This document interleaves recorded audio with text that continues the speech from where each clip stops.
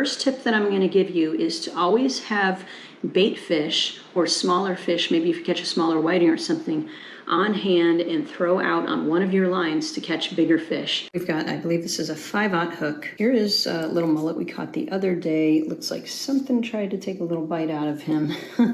But he was live, he's frozen now. So if I wanted to hook this guy up alive, I would probably hook him with a smaller hook through the back, right about in this area. Just kind of hooking through his back, and of course it's going to be harder when he's frozen. Just kind of like that, so where he can swim, it's not through his brain, it's not going to hinder any of his functions, but you may want to clip off part of his tail like that.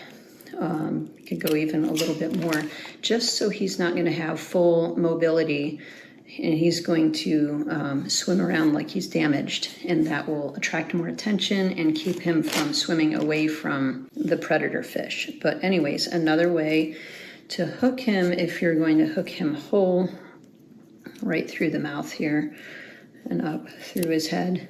That's a great, very secure way to hook him. You could also hook him live that way. You can hook him dead, but what I find when I hook him this way whole is that the fish will come up and bite right up to here.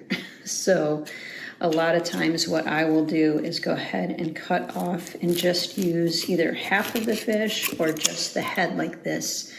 And you still got all the guts and stuff, so that's going to attract. You'll have some blood, but then you've got this bait right here. Those are a couple of my favorite ways to hook mullet. So if you have a different way that you like to hook it, leave a comment, let us know, and maybe we'll try that out next time.